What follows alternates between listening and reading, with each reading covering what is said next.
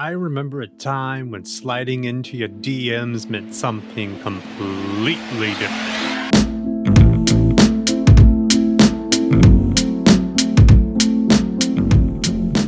You know what I think about social media? I actually kind of like it. Look, I know the common thing is to put on these platforms because there's so many valid reasons to do that. I see people posting things just to troll others. I see people constantly posting things about politics, about religion. It's exhausting seeing those posts time and time again. You're hoping you can just have a discourse with people that can be about anything other than those issues. You know, it's unavoidable. But in the midst of all of this and all the problems that do exist in social media, I'm going to stand in support of it. And it's not because of the things that make it bad. It's because of the things that make it good. And I actually believe that those things actually do outweigh the bad. I think it's just about how you approach how you use these platforms. And I've talked about this before in posts in the past, and it's something I've had to remind myself of again and time again, because I've made plenty of threats that I'm shutting down Facebook. I'm getting off the platform.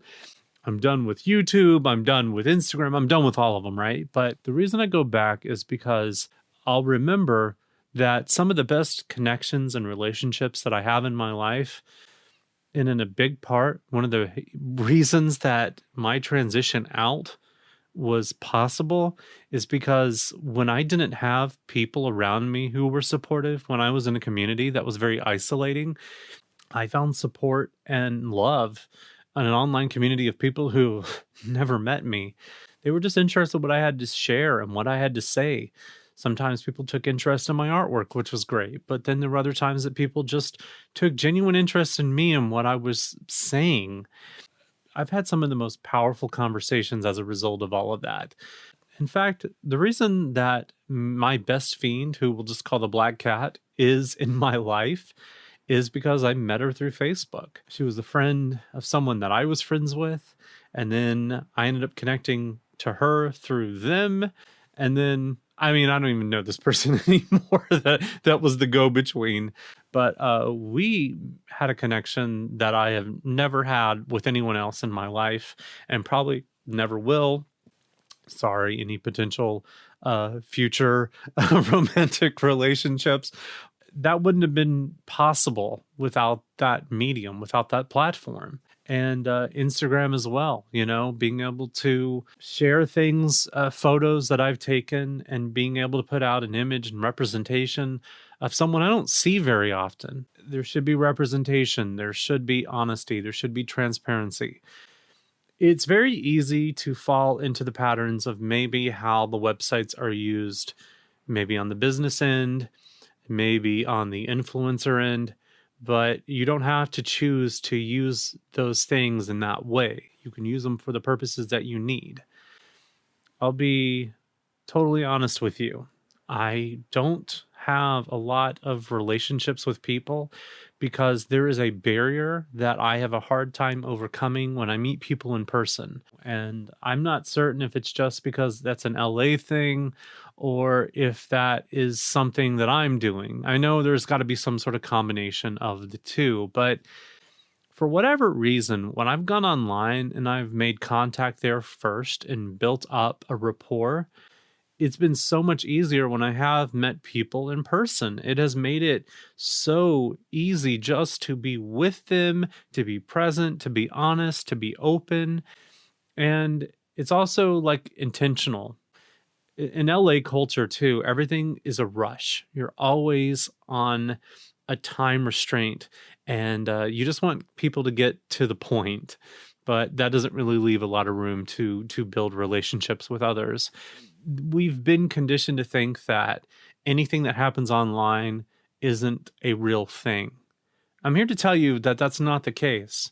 Online, I can go deeper. I can share insights and wisdom or whatever, but I can have real connection with people. And instead of feeling that those relationships aren't real because I can't look across at that person at a table or sit next to them or whatever, I refuse that. I reject that. As I said, as I transitioned, it was important to have this platform. I lived in Orange County, which is very conservative. I lived down there for like my entire, like from ages 10 to around 28. I lived in that place, but I was stuck in what I would consider a bubble. I mean, we all know what bubbles are, but I always looked at it as being stuck in a social bubble where it's really, really hard to meet people outside of it. You almost are grasping for relationships that just don't exist in your sphere. Being able to connect with people in different parts of the country, different parts of the world has been a very rewarding experience that I wouldn't trade for anything.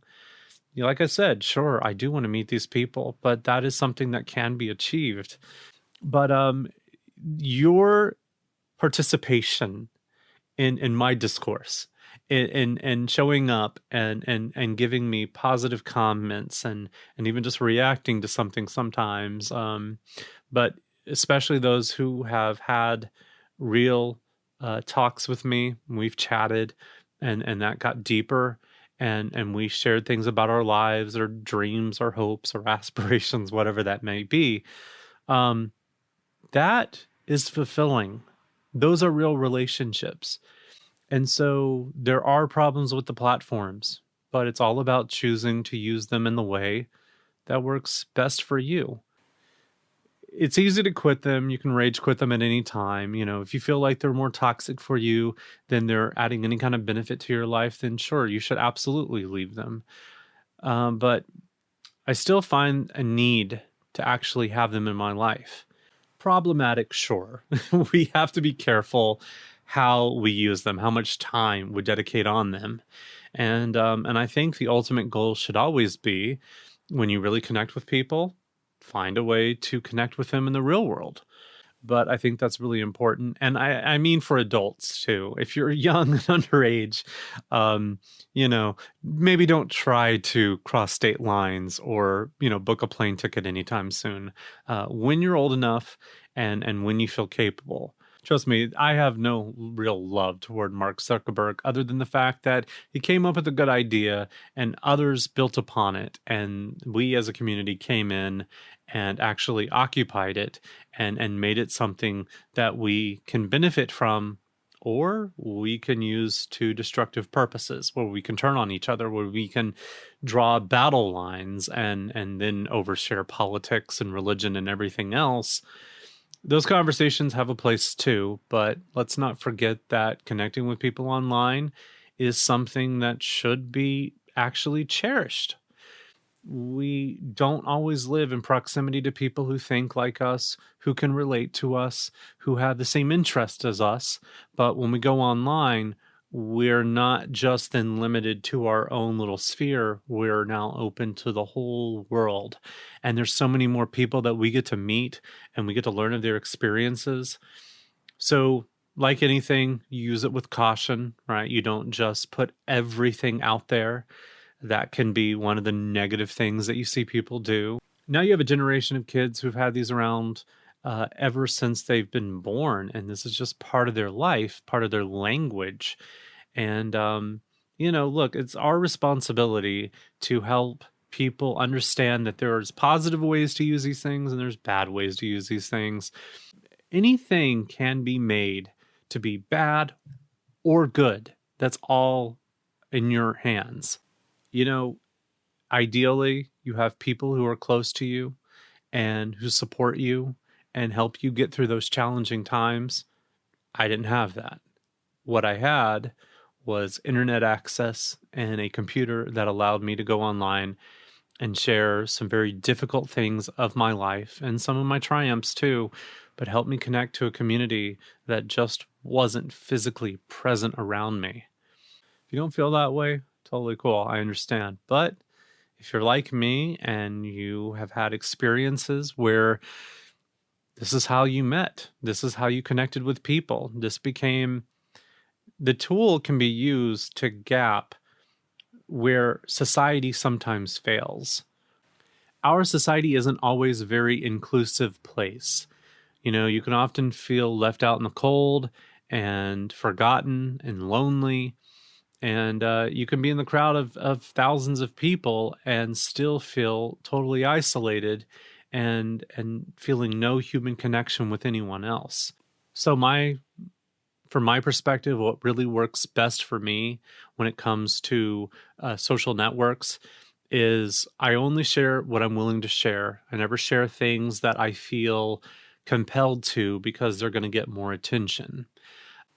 Also, I make sure that when I add friends or someone adds me, that I actually take the time to get to know them. I don't just like rapidly adding people and not paying attention to them at all and forgetting that they're even in my friends list.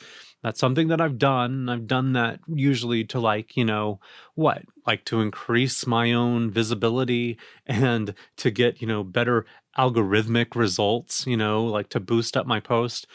Look, I definitely missed the time when posts on these platforms were just chronological or wasn't based off of the popularity or the response that things got within the first few moments that it was posted.